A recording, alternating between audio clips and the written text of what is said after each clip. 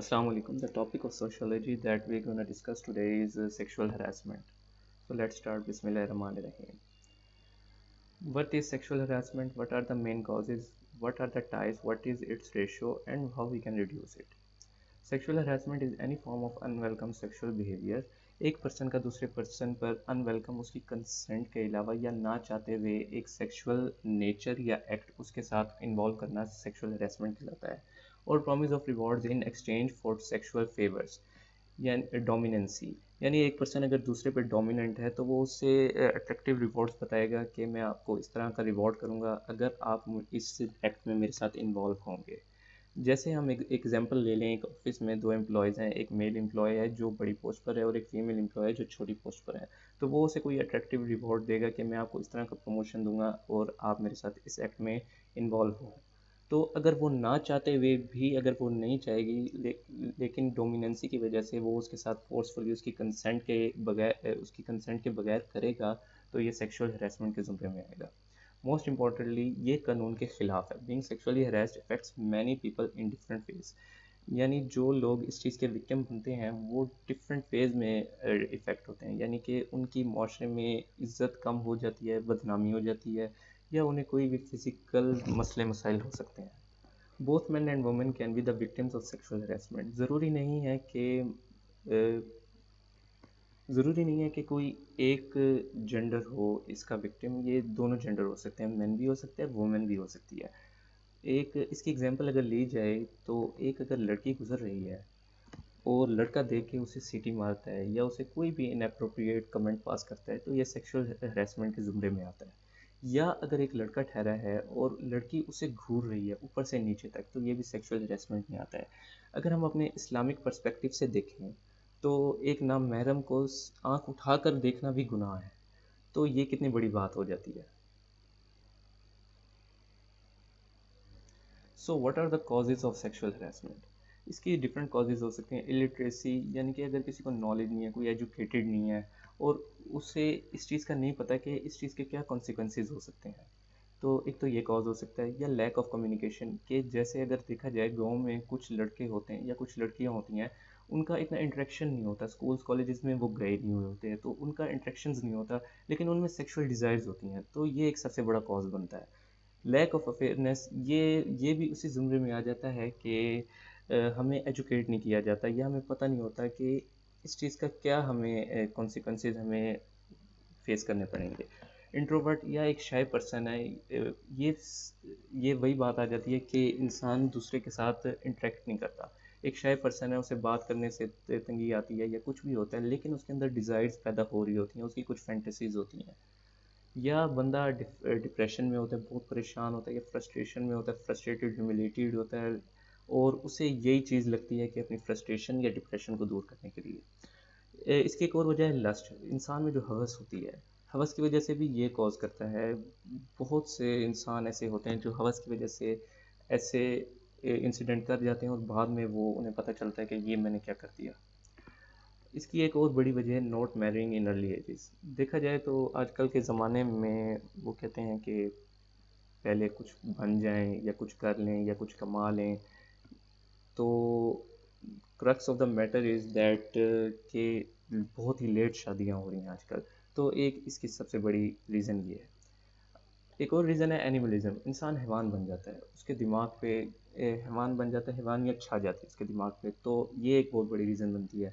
फिर रिवेंज या वेंजेंस, किसी के साथ कुछ ज़मीनों का मसला हो सकता है या कोई भी किसी बदला या इंतकाम कोई लेना हो तो ये कॉज कर सकता है सेक्सुअल हरेसमेंट। तो एक और रीज़न है जेलसी के। एक इंसान अगर देखें किसी से जेलस होता है या वो कहता है कि वो इस ओहदे पे या ये सब चीज़ें उसके पास क्यों हैं, तो वो फिर उस जेलसी में वो सेक्सुअल हरास किसी को भी कर सकता है, अगले बंदे को।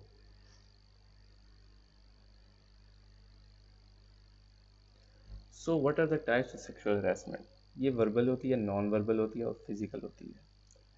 तो ये टाइप्स के क्या मतलब हैं और ये किस तरह से होती होंगी? Verbal sexual harassment can be defined as speaking inappropriate words, passing comments and statements to someone or mocking someone by words.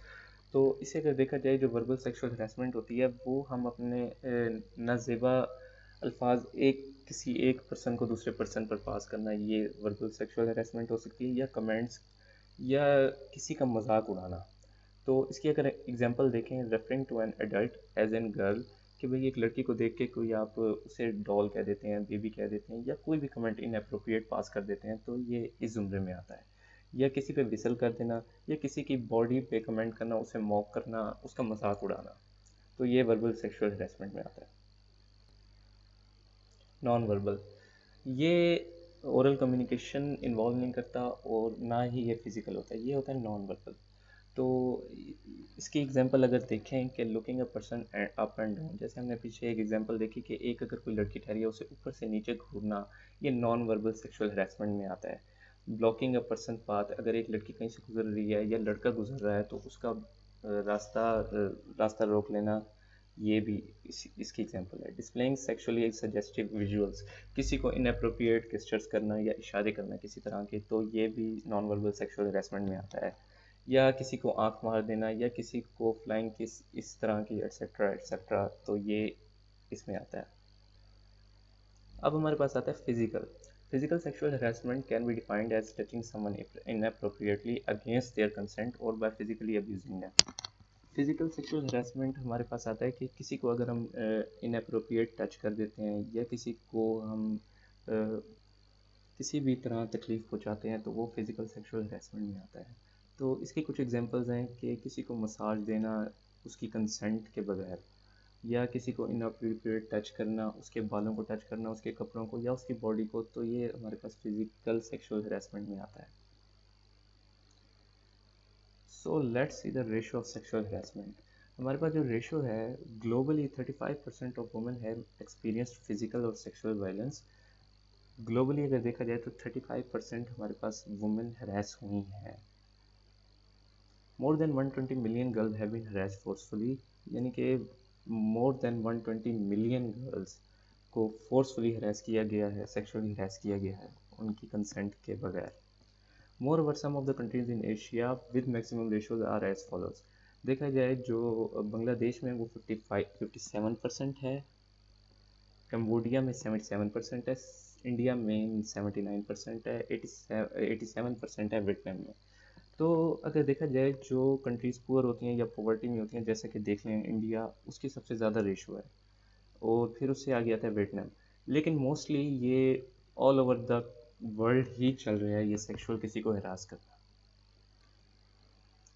So how اور کین اٹ بی ریڈیوسڈ اور stop? This debate has no and. Or this cannot be stopped easily, because to end the harassment we have to aware each and every person of society and change their mindset. یعنی کہ اگر دیکھا جائے اس بحث کا کوئی and نہیں ہے، اور اگر ہم یہ ختم کرنا بھی چاہتے ہیں تو ہمیں ہر ایک انسان کی ذہنیت بدلنی ہوگی، ہر ایک انسان میں اویئرنیس لانی ہوگی، تو کہیں جا کے یہ ریڈیوس ہوگا. پھر بھی اسٹاپ نہیں ہوگا، یہ ریڈیوس ہوگا، جو کہ آلموسٹ امپاسبل ہے ہر ایک انسان کی ذہنیت بدلنا. ہم کس کس کی بدل سکتے ہیں؟ اگر دیکھا جائے تو یہ ایک فیشن یا ٹرینڈ بن گیا ہے، ایون ان ان پریویلیجڈ اور پریویلیج سوسائٹی، اربن یا رورل سوسائٹی، کہیں بھی دیکھا جائے یہ ایک فیشن یا ٹرینڈ بن گیا ہے. Moreover to reduce this to some extent we should make marriages easy in early ages. اگر ہم پھر بھی چاہتے ہیں کہ اسے کسی حد تک کم کر دیا جائے تو ہمیں شادیاں آسان کر دینی چاہیے، کہ اچھی، جیسے کہ اسلام میں کہا گیا ہے کہ 16 سال کی لڑکی اور 18 سال کی لڑکی اگر عمر ہو جائے تو ان کی شادی کر دینی چاہیے. تو اس طرح سے شاید ان کا مائنڈ سیٹ بدلے اور وہ اپنے حلال ریلیشن شپ کو فردر پرسو کر سکیں. اور ایک اور سب سے بڑی ریزن یہ ہے کہ سیکس ایجوکیشن کو انٹرمیڈیٹ یا کسی بھی اسٹڈیز کا پارٹ ہونا چاہیے، اویئرنیس ہونی چاہیے لوگوں کو، بچوں کو، جنہیں بھی سیکس ایجوکیشن کی اویئرنیس ہونی چاہیے، چاہے وہ انٹرمیڈیٹ میں ہو یا یونیورسٹی لائف میں ہو یا ہائر اسٹڈیز میں ہو. Thank you.